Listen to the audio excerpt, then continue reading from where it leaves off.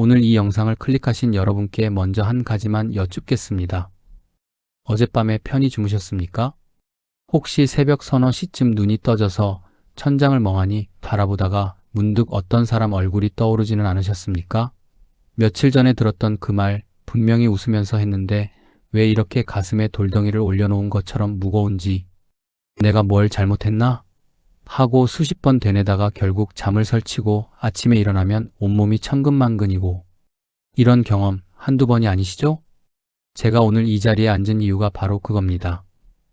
여러분, 우리 나이대에 가장 무서운 병이 뭔지 아십니까? 암도 무섭고 치매도 무섭습니다. 하지만 제가 수십 년간 사람을 만나고 관찰하면서 깨달은 건 사람이 사람 때문에 무너지는 속도가 병보다 빠르다는 사실입니다. 지금 여러분 곁에 있는 사람들을 한번 떠올려 보십시오. 가슴이 따뜻해지는 사람이 몇이나 됩니까? 아니면 떠올리기만 해도 한숨이 나오는 사람이 더 많습니까? 만약 후자라면 오늘 이 영상은 여러분의 남은 인생을 완전히 바꿔놓을 수 있습니다.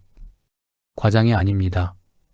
조선 500년 역사에서 가장 뛰어난 두뇌를 가졌다고 평가받는 분이 계십니다. 28살에 과거에 급제하여 정조대왕의 총애를 한 몸에 받았고 수원화성을 설계할 때 거중기라는 기계를 발명하여 공사기간을 단축시킨 천재. 그런데 이 빛나는 천재의 인생 한가운데에 18회라는 기나긴 어둠이 있었습니다. 다산 정약용 선생. 정조대왕이 승하하시자마자 벌어진 일을 아십니까? 어제까지 다산형 하며 등에 업혀 살던 자들이 하룻밤 사이에 돌아섰습니다. 그 중에는 손을 잡고 학문을 논하던 벗도 있었고 술잔을 기울이며 세상을 바꾸자고 맹세했던 동지도 있었습니다. 그들 중 상당수가 정약용을 고발하고 모함하고 등을 돌렸습니다. 전라남도 강진 그 머나먼 유배지에서 정약용 선생은 비로소 깨달으셨습니다. 사람의 본 모습은 햇볕 아래에서는 절대 보이지 않는다는 것을, 폭풍이 몰아쳐야, 비바람이 휘몰아쳐야 비로소 누가 진짜이고 누가 가짜인지 알 수 있다는 것을. 오늘 제가 전해드릴 이야기는 정약용 선생이 피와 눈물로 깨달은 인간관계의 지혜입니다. 단순히 나쁜 사람 조심하세요 라는 뻔한 이야기가 아닙니다. 여러분이 남은 인생에서 어떤 사람을 곁에 두어야 하고 어떤 사람을 반드시 떠나보내야 하는지 구체적이고 실질적인 기준을 말씀드리겠습니다. 끝까지 함께해 주십시오. 오늘 이 시간이 여러분의 마음에 단단한 갑옷 하나를 입혀드리는 시간이 될 것입니다. 정약용 선생의 글 중에 이런 대목이 있습니다. 사람의 진심은 그가 나를 필요로 할 때가 아니라 내가 그를 필요로 할 때 비로소 드러난다. 이 한 문장에 인간관계의 모든 진실이 담겨 있습니다. 여러분, 한번 솔직하게 생각해 보십시오. 지금 여러분 주변에 있는 사람들, 그 사람들이 여러분 곁에 있는 이유가 뭡니까? 진심으로 여러분이라는 사람을 아끼기 때문입니까? 아니면 여러분이 가진 무언가, 여러분의 재력, 여러분의 인맥, 여러분이 베풀 수 있는 무언가 때문입니까? 이걸 확인하는 방법은 놀랍도록 간단합니다. 한번 넘어져 보십시오. 진짜로 넘어지라는 게 아닙니다. 내가 조금 힘들다는 기색을 보이는 겁니다. 사업이 좀 어렵다, 건강이 좀 안 좋다, 요즘 마음이 힘들다. 이렇게 약한 모습을 보였을 때 주변 사람들의 반응을 관찰해 보시라는 겁니다. 진짜 인연은 이때 묵묵히 곁에 있어줍니다. 거창한 해결책을 내놓지 않더라도 형, 내가 뭘 해줄 수 있을까? 언니, 밥이나 같이 먹자. 이 한마디를 건네는 사람입니다. 대단한 것이 아닙니다. 그냥 거기 있어주는 겁니다. 그런데 이 단순한 행위가 얼마나 어려운지 여러분은 인생을 살면서 뼈저리게 느끼셨을 겁니다. 반면에 가짜 인연은 이때 정체를 드러냅니다. 첫 번째 유형은 소식이 끊기는 사람입니다. 내가 잘 나갈 때는 매일같이 전화하고 카톡을 보내던 사람이 내가 힘들다는 소리를 한마디 했을 뿐인데 갑자기 연락이 뜸해집니다. 일십이 늘어나고 요즘 바빠서 그래라는 변명만 반복합니다. 이 사람은 여러분의 친구가 아닙니다. 여러분의 좋은 시절을 소비하던 관객일 뿐입니다. 두 번째 유형이 더 위험합니다. 손을 내미는 척하면서 주머니를 뒤지는 사람. 이 사람은 내가 힘들 때 오히려 더 가까이 다가옵니다. 어유, 걱정 마. 내가 다 알아. 하면서 온갖 조언을 쏟아냅니다. 그런데 가만히 들어보면 그 조언이라는 것이 전부 자기에게 이로운 방향입니다. 내 땅을 팔아라. 내 보험을 바꿔라. 내 돈을 이쪽에 투자해라. 여러분이 약해진 틈을 타서 자기 입속을 챙기는 겁니다. 제가 실제로 보았던 일입니다. 제 지인 중에 70대 중반의 어르신이 계셨습니다. 평생 성실하게 사시면서 적지 않은 재산을 모으신 분이었습니다.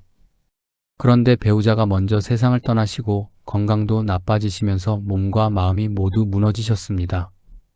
그때 어디선가 나타난 사람이 있었습니다. 매일 찾아와서 말벗이 되어주고 병원도 같이 가주고 형님, 제가 다 챙겨드릴게요 하면서 헌신적으로 대했습니다. 결과가 어떻게 되었겠습니까? 1년도 안 되어서 그 어르신의 재산 상당 부분이 그 사람에게로 넘어갔습니다. 사기라고 하기도 애매한 방식으로 형님이 투자하시면 제가 관리해드릴게요 하면서 조금씩 가져간 겁니다. 그 어르신은 나중에야 알게 되셨고 그때 받은 충격으로 병이 더 깊어지셨습니다. 정약용 선생이 유배지에서 경험한 것도 이와 크게 다르지 않았습니다. 선생이 한양에서 권력의 핵심에 있을 때 늘 곁에 있던 사람들이 유배 소식이 전해지자마자 거짓말처럼 사라졌습니다. 그중 일부는 아예 정약용을 고발하는 상소를 올려서 자기 안전을 확보했습니다. 어제의 벗이 오늘의 적이 되는데 걸린 시간은 단 하루였습니다. 그래서 정약용 선생은 아들들에게 이렇게 당부하셨습니다. 사람을 사귈 때는 그 사람의 이력을 보지 말고 그 사람의 눈빛을 보아라. 내가 아무것도 가진 것이 없을 때도 나를 찾는 사람, 그 사람이 진짜다. 여러분, 지금 떠오르는 얼굴이 있으시죠? 내가 가장 힘들었을 때 곁에 있었던 사람. 그 사람이 바로 여러분의 진짜 인연입니다. 그리고 그 반대편에 있는 사람, 내가 넘어졌을 때 슬쩍 돌아선 사람. 그 사람은 여러분의 인생 목록에서 조용히 지우셔도 됩니다. 미안해할 것도 죄책감을 느낄 것도 없습니다. 정약용 선생의 저서 목민심서에 이런 구절이 있습니다. 말이 많은 자는 행동이 적고 행동이 많은 자는 말이 필요 없다. 여러분 주변에 말이 유독 좋은 사람이 있지 않습니까? 만날 때마다 아이고 형님 오래오래 사셔야 해요. 언니만큼 좋은 사람이 어디 있어요. 당신이 최고예요 하면서 온갖 꿀을 바른 말을 쏟아내는 사람. 들을 때는 기분이 좋습니다. 누가 칭찬을 싫어하겠습니까? 하지만 여러분 곰곰이 생각해 보십시오. 그 사람이 건네는 달콤한 말들 뒤에 무엇이 있습니까? 정약용 선생은 이 교원 영색의 위험성을 누구보다 깊이 경험하셨습니다. 선생을 모함한 자들 중 상당수가 평소에 정약용을 가장 높이 지켜 세우던 사람들이었습니다. 다산 형의 학문은 당대 최고입니다. 형과 함께하는 것이 영광입니다 하던 자들이 정치 바람이 바뀌자마자 정약용은 위험한 사상을 가진 자라고 돌아섰습니다. 왜 이런 일이 벌어지는 걸까요? 이유는 간단합니다. 처음부터 진심이 아니었기 때문입니다. 그 달콤한 말들은 전부 투자였습니다. 정약용이라는 권력자에게 투자한 겁니다. 그래서 정약용이 권력을 잃는 순간 투자를 회수한 겁니다. 아니, 회수를 넘어서 정약용을 고발함으로써 새로운 권력자에게 충성을 증명한 겁니다. 우리 일상에서도 이런 사람을 구별할 수 있는 방법이 있습니다. 제가 3가지 기준을 말씀드리겠습니다. 첫째, 그 사람이 나에게 하는 칭찬에 구체성이 있는지 보십시오. 진심에서 우러나온 칭찬은 구체적입니다. 형님, 저번에 하신 말씀 중에 이런 부분이 정말 인상 깊었어요. 이건 진짜 들은 사람입니다. 진짜 감동한 사람입니다. 반면에 가짜 칭찬은 항상 뭉뚱그려져 있습니다. 형님은 뭘 해도 최고야. 언니는 다 잘하잖아. 이런 포괄적인 칭찬은 사실 아무 말도 하지 않은 것과 같습니다. 상대를 관찰하지도 이해하지도 않았다는 뜻입니다. 둘째, 그 사람이 나에게 잘할 때와 다른 사람에게 대하는 태도의 격차를 보십시오. 나한테는 천사처럼 구는데 다른 사람한테는 전혀 다른 모습을 보이는 사람. 특히 모임에서 저를 지켜 세우면서 다른 멤버를 은근히 깎아내리는 사람을 조심하셔야 합니다. 우리 형님은 다른 사람들하고는 달라라고 말하는 순간 그 사람은 저를 고립시키고 있는 겁니다. 다른 사람들과의 관계를 끊고 자기만 바라보게 만드는 겁니다. 이것은 친밀함이 아니라 조종입니다. 셋째, 그 사람의 칭찬 뒤에 반드시 요청이 따라오는지 보십시오. 형님은 정말 마음이 넓으세요. 그런데 말이야. 이 그런데 뒤에 나오는 말이 진짜 목적입니다. 돈을 빌려달라, 보증을 서달라, 어디 좀 소개시켜달라. 매번 칭찬 뒤에 부탁이 따라오는 패턴이 반복된다면 그 사람에게 여러분은 친구가 아니라 자판기입니다. 칭찬이라는 동전을 넣으면 원하는 것이 나오는 자판기. 제가 더 경계하라고 말씀드리고 싶은 유형이 있습니다. 입으로는 약을 주면서 눈으로는 독을 뿌리는 사람. 이 사람은 겉으로는 여러분을 걱정하는 것처럼 보입니다. 형님, 건강 조심하셔야 해요. 요즘 안색이 안 좋아 보여서 걱정이에요. 여기까지는 괜찮습니다. 그런데 이 말을 하면서 은근히 불안을 심어 놓습니다. 내 친구도 형님처럼 안색이 안 좋더니 결국 하면서 공포를 조장합니다. 왜 이러는 걸까요? 여러분이 불안해야 자기에게 의지하니까요. 여러분이 자기가 없으면 안 된다고 느끼게 만들어야 하니까요. 이것은 걱정이 아닙니다. 이것은 정서적 협박입니다. 정약용 선생은 유배 중에 이런 깨달음을 얻으시고 아들에게 보낸 편지에 이렇게 쓰셨습니다. 사람의 말을 듣거든 그 말이 아름다울수록 더 의심하라. 진심은 되게 투박하고 거짓은 되게 화려하다. 투박한 진심. 여러분, 이 네 글자를 기억해 두십시오. 진짜 여러분을 아끼는 사람은 때로 듣기 싫은 말도 합니다. 형, 그건 좀 아닌 것 같아. 언니, 그 사람 만나지 마. 이런 말을 할 때 그 사람 표정을 보십시오. 말하기 힘들어하면서도 여러분이 서운해할까봐 걱정하면서도 그래도 해야 한다고 생각해서 용기 내는 그 표정. 그것이 진심입니다. 반면에 항상 여러분이 듣고 싶은 말만 골라서 하는 사람, 그 사람은 여러분의 벗이 아니라 여러분의 귀를 간지리는 장사꾼입니다. 여러분, 지금부터 드리는 말씀은 좀 불편하실 수 있습니다. 하지만 반드시 해야 하는 이야기이기에 용기를 내겠습니다. 우리 나이대, 그러니까 50대 후반에서 70대에 걸쳐 있는 세대는 참 많은 것을 겪은 세대입니다. 자녀 교육시키느라 허리 휘고 부모님 간병하랴 일하랴 정신없이 살다가 문득 정신 차려보니 내 몸은 이미 여기저기 고장이 나 있고, 그런 세월을 버텨왔기 때문에 우리에게는 나름의 사연이 있고 그 사연은 때로 짐이 되기도 합니다. 문제는 이 짐을 노리는 사람들이 있다는 겁니다. 정약용 선생이 강진에 유배되었을 때 한양에서 간간히 소식이 들려왔습니다. 그런데 흥미로운 것은 유배 중인 정약용에게 소식을 전하러 오는 사람들 중 상당수가 순수한 마음으로 온 것이 아니었다는 점입니다. 그들 중 일부는 한양의 정치 상황을 전하면서 정약용의 반응을 살폈습니다. 정약용이 분노하는지 절망하는지 아니면 복수를 다짐하는지 그 반응을 가지고 돌아가서 다른 사람들에게 퍼뜨린 겁니다. 정약용의 고통이 그들에게는 정보이자 오락거리였던 것입니다. 지금 우리 주변에도 이런 사람이 있습니다. 여러분이 자식 문제로 소가리를 하고 있다고 해봅시다. 아들이 사업에 실패했다.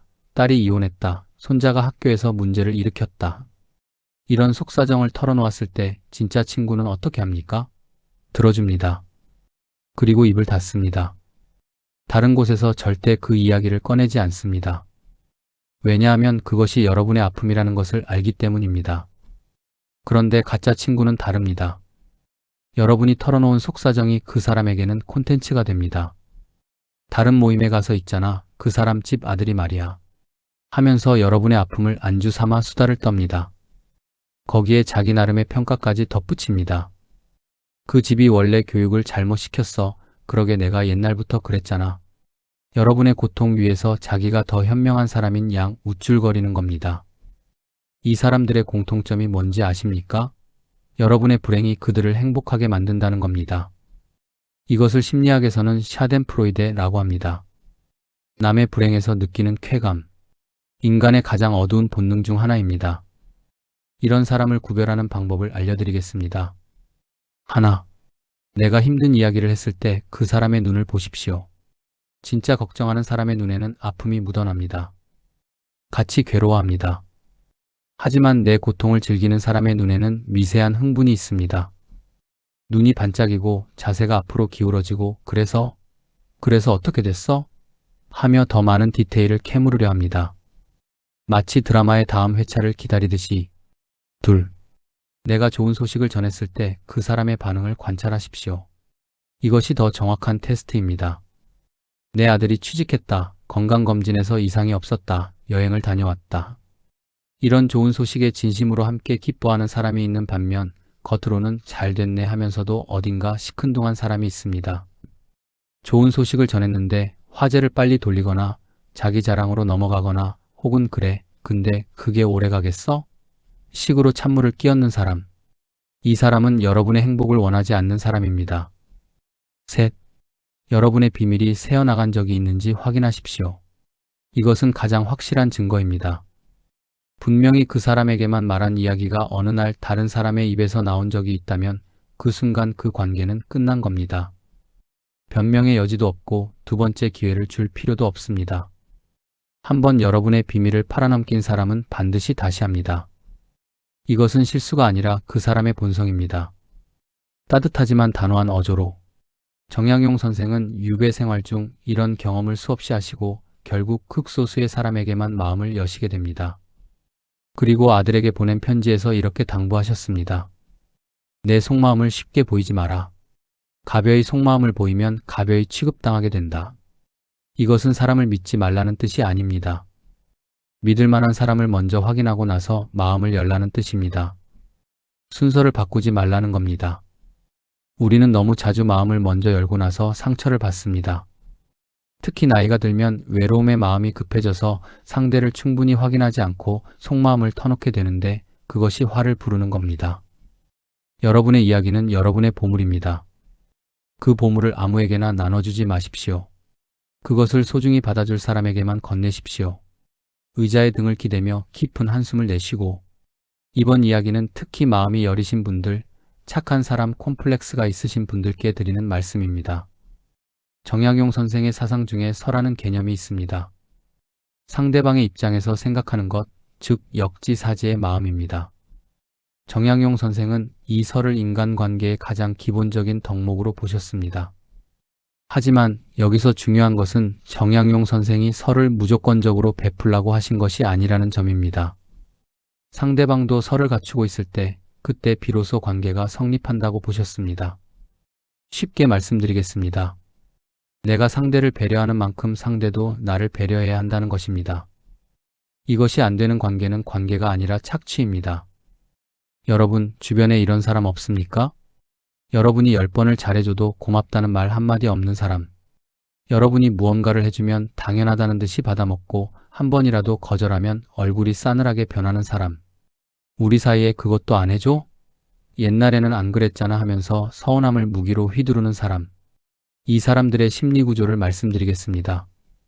이들은 여러분의 배려를 호의가 아니라 의무로 인식합니다. 한 번 해주면 앞으로도 계속 해줘야 하는 것으로 등록이 되는 겁니다. 그래서 여러분이 거절하면 그것을 배신으로 느낍니다. 나한테 이럴 수 있어? 라는 반응이 나오는 이유가 여기에 있습니다. 여러분의 거절이 그들에게는 계약 위반인 셈이지요. 더 무서운 것은 이런 사람들이 여러분에게 죄책감을 심어 놓는다는 것입니다. 여러분이 거절한 뒤에 그래, 알겠어. 나는 원래 혼자 알아서 하는 사람이니까 하면서 일부러 비참한 척을 합니다. 그러면 마음 약한 여러분은 내가 너무 매정했나? 하면서 다시 돌아갑니다. 그리고 또 해줍니다. 그 사람은 다시 당연하게 받습니다. 이 악순환이 몇 년 혹은 몇십 년간 반복됩니다. 테이블을 가볍게 두드리며 여러분, 이것은 우정이 아닙니다. 이것은 감정적 노예 계약입니다. 그리고 이 계약을 파기하는 것은 여러분의 권리입니다. 정약용 선생이 목민심서에서 강조한 것 중 하나가 염치입니다. 부끄러움을 아는 것. 다산 선생은 염치가 없는 인간은 사람 구실을 할 수 없다고 단언하셨습니다. 받기만 하고 고마워할 줄 모르는 사람, 그것은 염치가 없는 사람입니다. 그리고 염치가 없는 사람과 관계를 유지하는 것은 여러분의 염치까지 갉아먹히는 일입니다. 제가 구체적인 상황을 몇 가지 들어보겠습니다.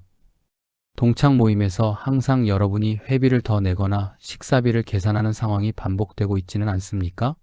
처음에는 형편이 괜찮으니까 내가 좀 더 내지 하고 시작한 것이 어느새 관례가 되어 버린 것은 아닙니까? 그리고 혹시라도 이번에는 각자 내자고 하면 은근히 불만스러운 기류가 형성되지는 않습니까? 친척 중에 매번 명절만 되면 형님 좀 도와주세요 하면서 손을 벌리는 사람은 없습니까?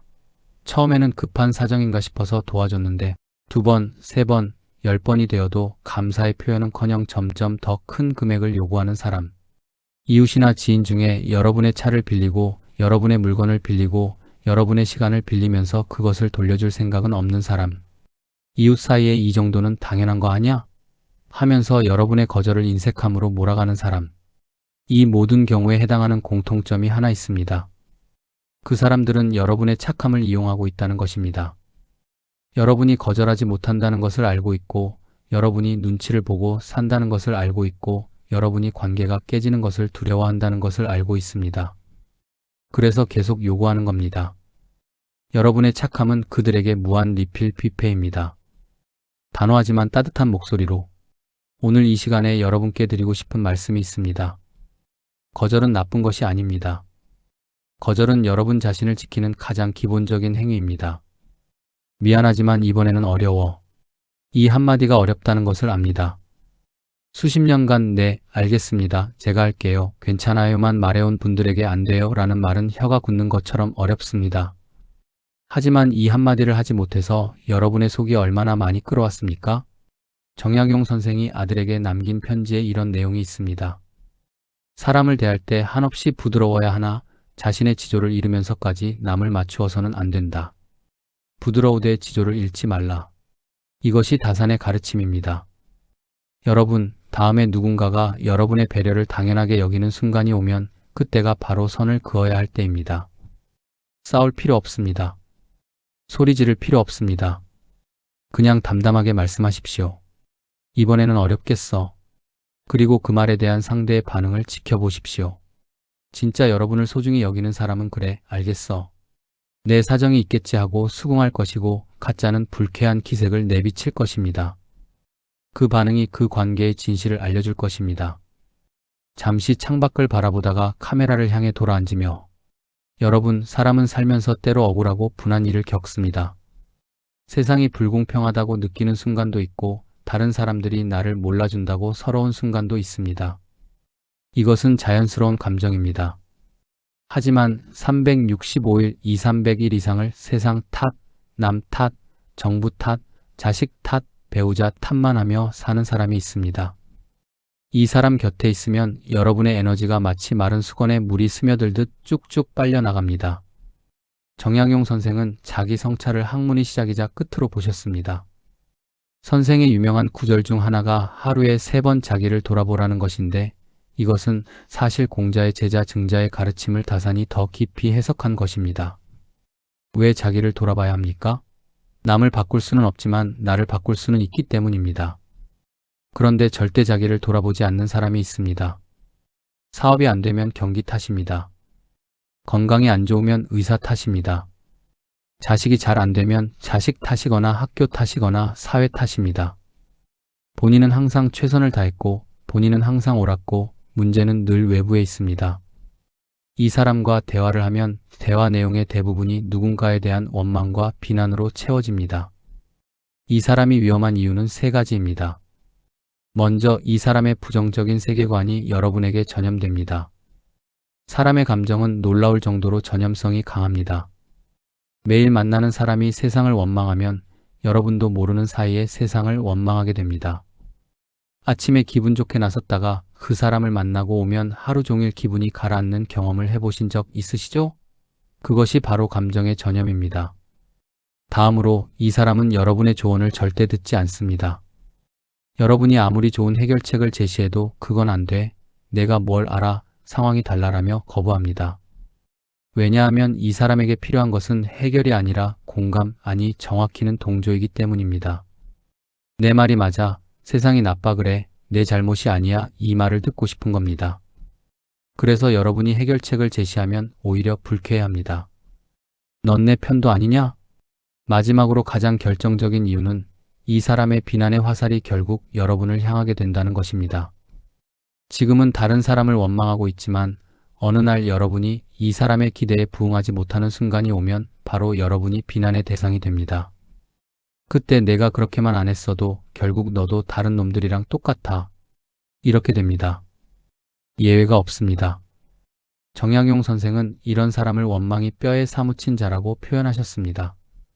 그리고 이런 사람과는 가까이 하되 너무 깊이 들어가지 말라고 경고하셨습니다. 멀리서 측은히 여길 수는 있지만 그 어둠 속으로 함께 들어가서는 안 된다는 뜻입니다. 천천히 고개를 끄덕이며 여러분, 우리 나이에 가장 소중한 것 중 하나가 마음의 평화입니다. 젊을 때는 몰랐는데 나이가 들수록 마음이 편한 것이 건강보다 돈보다 더 귀하다는 것을 알게 됩니다.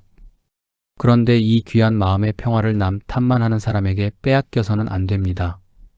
만약 여러분 주변에 만날 때마다 세상 원망, 남 탓만 하는 사람이 있다면 서서히 만나는 횟수를 줄이십시오.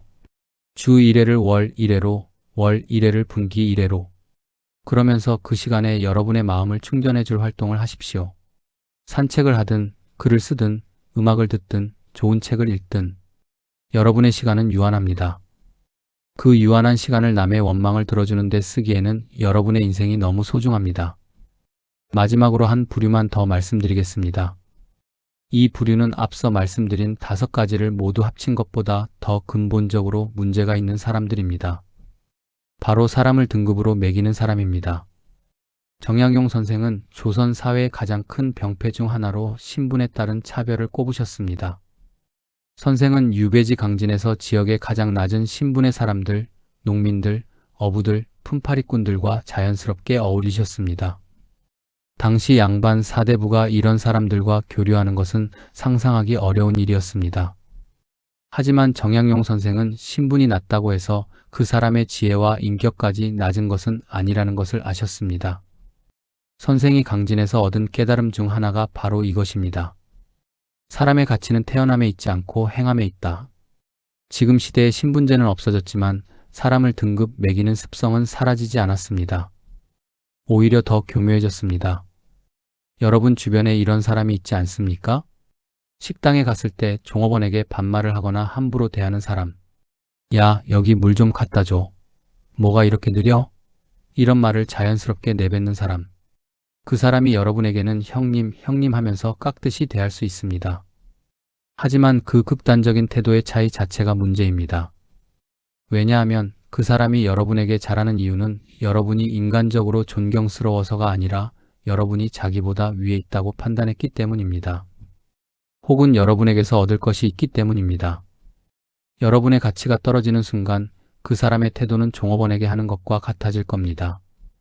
동창회에서도 이런 모습을 쉽게 볼 수 있습니다. 사업에 성공한 친구에게는 벌떡벌떡 일어서면서 야, 오랜만이다. 잘 지내지? 하고 반기는데 형편이 안 좋아 보이는 친구에게는 고개만 까딱하거나 아예 모른 채 하는 사람. 모임의 좌석 배치마저 은근히 잘 나가는 사람 옆자리를 차지하려고 눈치 싸움을 하는 사람. 이 모든 행동의 밑바탕에는 하나의 세계관이 있습니다. 사람에게는 등급이 있다. 이 세계관을 가진 사람에게 여러분은 영원히 안전할 수 없습니다. 여러분이 1등급에 있을 때는 극진한 대접을 받겠지만 2등급으로 내려가는 순간 대접도 함께 추락합니다. 정약용 선생은 이런 사람들에 대해 이렇게 말씀하셨습니다. 사람을 높낮이로 보는 자는 자기 자신의 높낮이에 평생 시달린다. 이것은 정말 명언입니다. 생각해 보십시오. 사람을 등급으로 보는 사람은 자기 자신도 늘 누군가에게 평가받고 있다는 불안 속에 살고 있습니다. 여러분, 잠깐 눈을 감고 이런 상황을 떠올려 보십시오. 동창 모임에 갔습니다. 반갑게 인사를 나누고 자리에 앉았는데 옆에 앉은 친구가 이렇게 말합니다. 아, 그 사람 아들? 서울대 나와서 지금 대기업 임원이래. 대단하지 않아? 여기까지는 괜찮습니다. 그런데 그 다음에 슬쩍 여러분을 쳐다보면서 자네 아들은 요즘 뭐 하고 있어? 하고 물어봅니다. 그 눈빛, 그 말투 속에 담긴 것은 순수한 궁금함이 아닙니다. 비교입니다. 이런 사람은 대놓고 비교하지 않습니다. 아주 교묘합니다. 김 사장은 올해 유럽 여행 다녀왔다던데 자네는 올해 어디 다녀왔어? 이 사장 부인은 아직도 골프를 치더라. 건강관리를 참 잘하더라고. 이 말들은 겉으로 보면 그냥 안 보이고 수다입니다. 하지만 그 말을 듣는 여러분의 가슴 속에서는 무언가가 쪼그라들고 있습니다. 나는 왜 저렇게 못하지? 내 인생은 왜 이 모양이지? 이런 생각이 올라오기 시작합니다. 이것이 바로 비교의 독입니다. 정약용 선생은 이에 대해 매우 명확한 입장을 가지고 계셨습니다. 선생의 철학에서 가장 중요한 것 중 하나가 자득, 즉 스스로 깨달아 스스로 얻는 것이었습니다. 남과 비교하여 얻는 것은 진짜 내 것이 아니라는 뜻입니다. 다산 선생은 제자들에게 남의 학문을 흉내내지 말고 내 학문을 만들라고 가르치셨습니다. 이것은 학문에만 해당하는 말씀이 아닙니다. 인생 자체에 해당하는 가르침입니다. 남의 인생을 기준으로 내 인생을 평가하는 순간 내 인생은 영원히 부족해집니다. 이것을 좀 더 현실적으로 말씀드리겠습니다.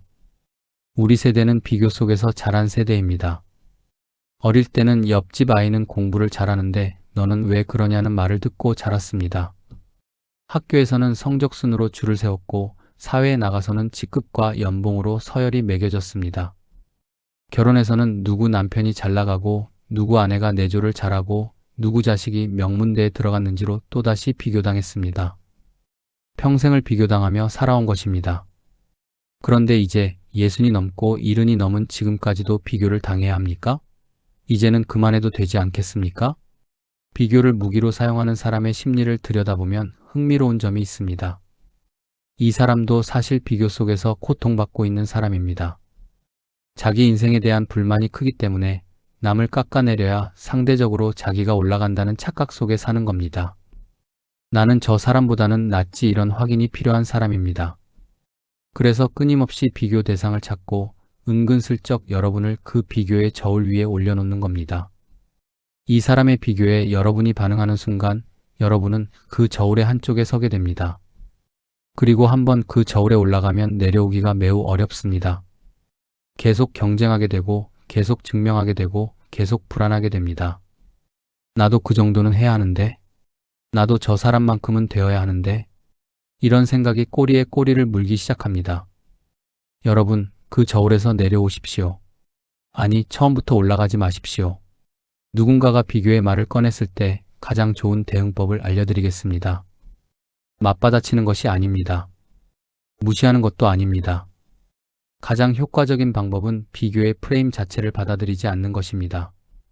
김 사장 아들이 대기업 임원이래. 자네 아들은? 이렇게 물었을 때 우리 아들은 우리 아들 나름대로 잘 살고 있어. 이 한마디면 충분합니다. 변명할 필요도 없고 우리 아들이 뭘 하는지 설명할 필요도 없습니다. 상대가 정해놓은 기준에 맞춰서 우리 가족을 평가받을 이유가 없습니다. 그리고 이런 비교성 발언이 반복되는 사람이라면 만남의 빈도를 줄이십시오. 그 사람을 만나고 돌아올 때마다 자기 자신이 작아지는 느낌이 든다면 그것은 여러분의 문제가 아니라 그 관계의 문제입니다. 정약용 선생이 유배 중에도 흔들리지 않을 수 있었던 것은 자기 자신의 기준이 확고했기 때문입니다.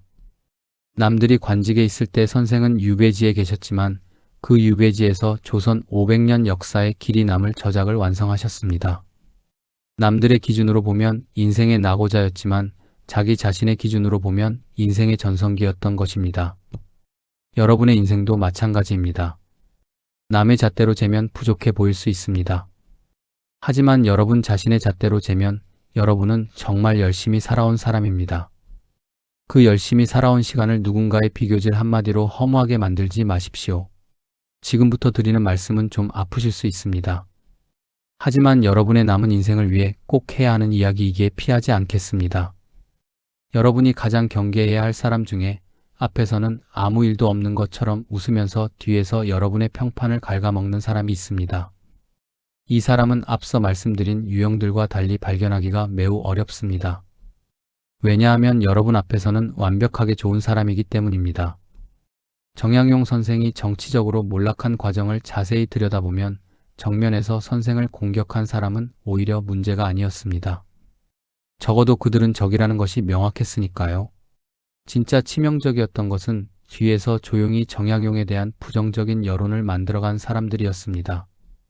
정약용이 서학천 주교에 심취했다더라, 정약용이 비밀리에 이런 모임에 참석했다더라, 이런 소문들이 은밀하게 퍼져나가면서 정약용의 기반이 조금씩 무너졌습니다.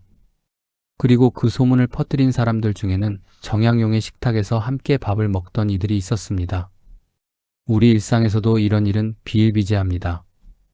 여러분이 속한 동호회, 종교 모임, 동창회, 아파트 주민 모임, 어떤 모임이든 사람이 셋 이상 모이면 반드시 뒷담화가 생깁니다. 그것 자체는 인간의 본성이라 완전히 막을 수는 없습니다. 하지만 문제는 그 뒷담화를 전략적으로 활용하는 사람이 있다는 것입니다. 이 사람은 여러분에게 다른 사람의 뒷담화를 들려줍니다.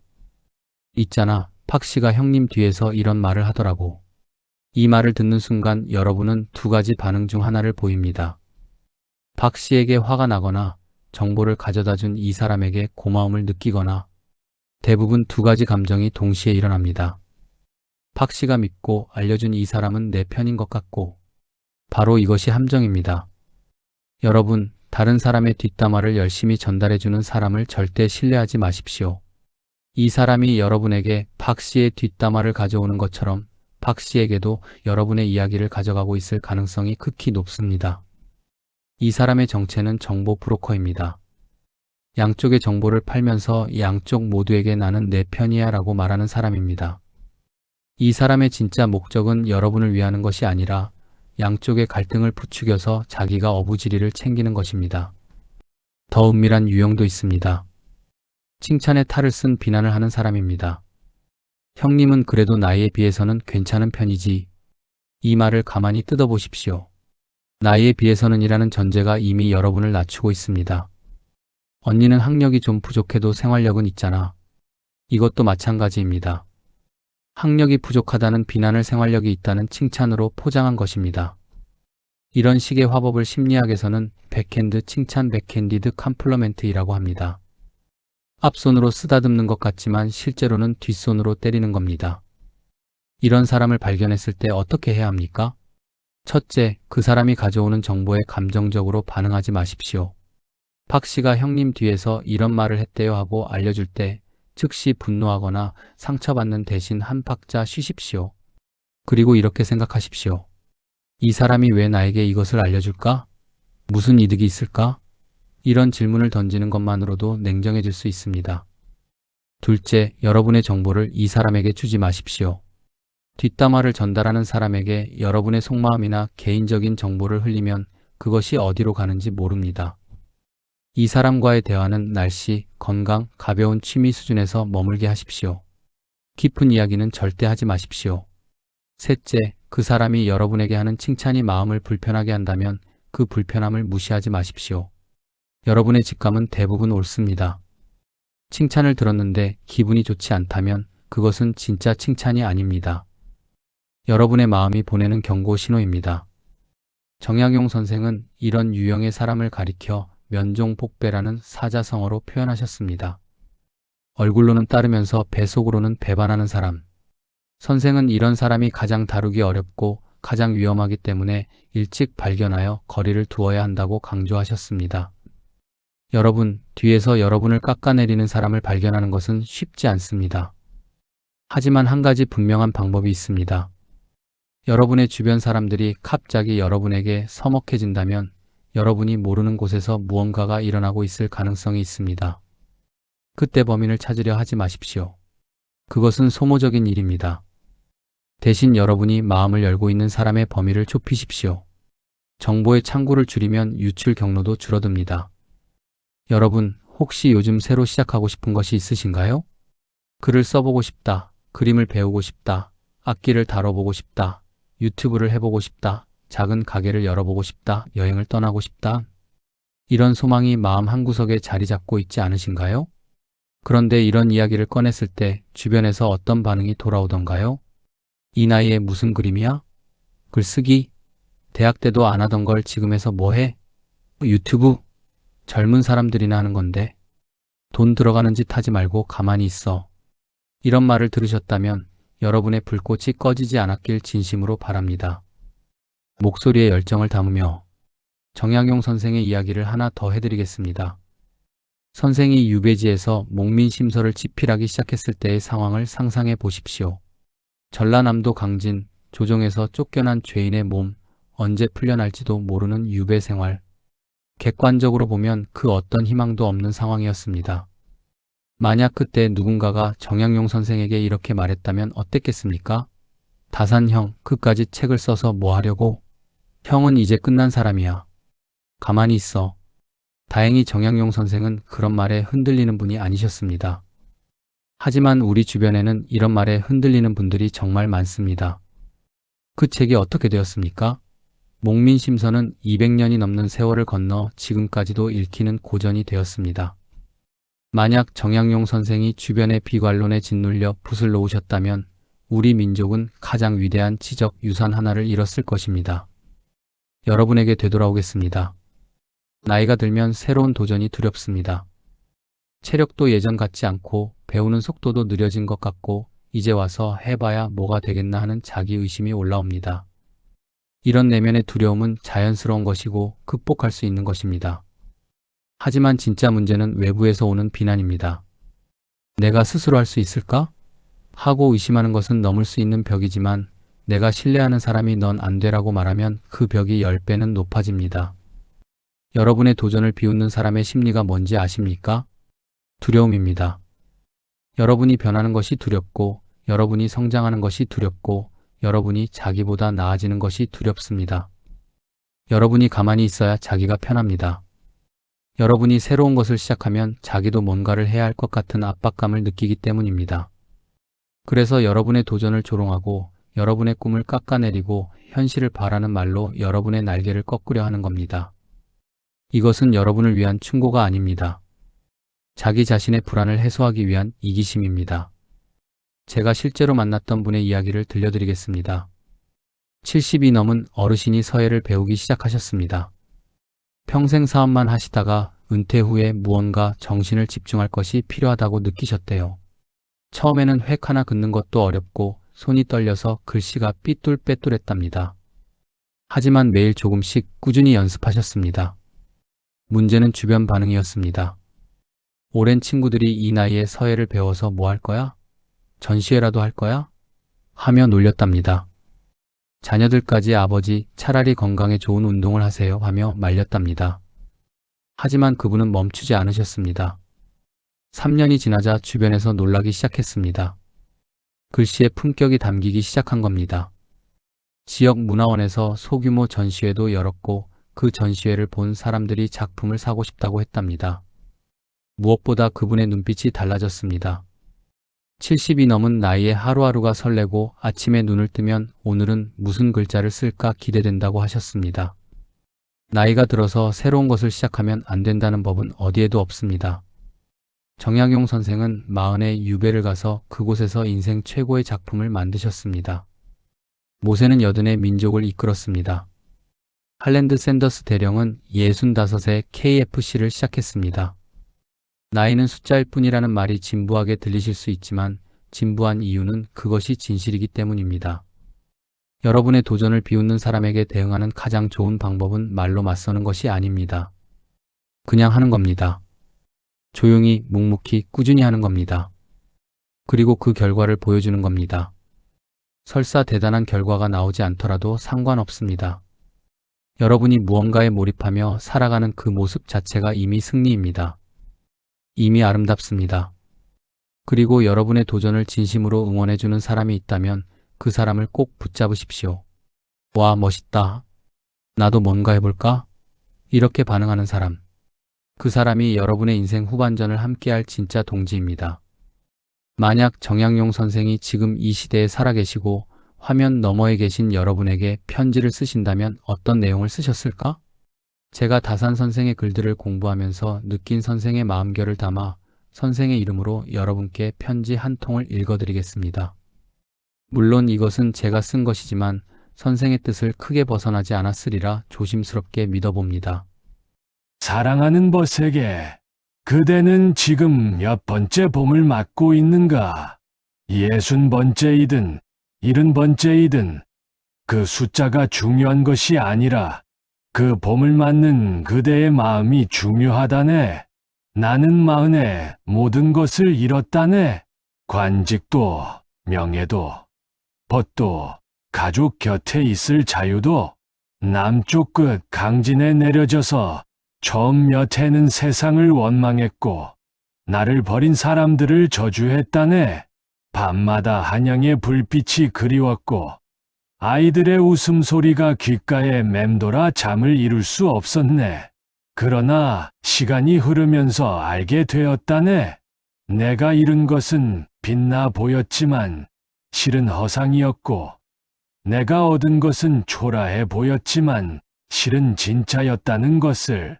한양에서 나를 둘러싸고 있던 수많은 사람들, 그들 중 진짜 내 편은 손가락으로 꼽을 정도였네. 나머지는 내 관직이 주는 힘을 향해 모여든 나방이었을 뿐, 불이 꺼지니 흔적도 없이 사라졌다네. 반면에 강진에서 만난 사람들은 내가 가진 것이 아무것도 없을 때 내게 다가온 사람들이었네. 그들은 내 관직을 본 것이 아니라 나라는 사람을 보았네.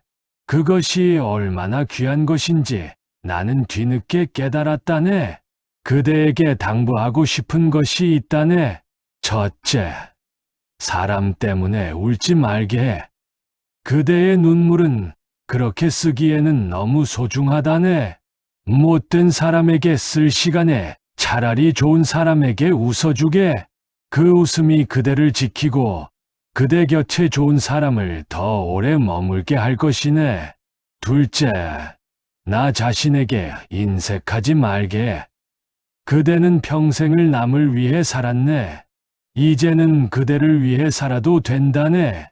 그것은 이기심이 아니라 자기 사랑이라네. 자기를 사랑할 줄 모르는 사람은 남도 제대로 사랑할 수 없다네. 셋째, 늙었다고 생각하지 말게. 나는 40의 유배를 가서 58배 돌아왔네. 그리고 돌아온 후에도 18년을 더 살면서 글을 쓰고 가르치고 배웠다네. 인생은 그대가 멈추지 않는 한 멈추지 않는다네. 넷째, 혼자를 두려워하지 말게. 나는 18년의 외로움 속에서 인생에서 가장 많은 것을 만들어냈다네. 외로움은 빈 방이 아니라 넓은 방이라네.